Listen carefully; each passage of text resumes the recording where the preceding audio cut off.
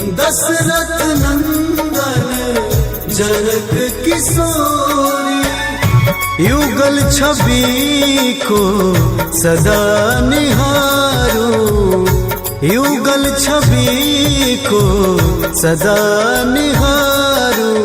हे राजा राम तेरी आरती उतारूं, हे राजा राम तेरी आरती उतारूं, हे राजा राम तेरी आरती उतारूं।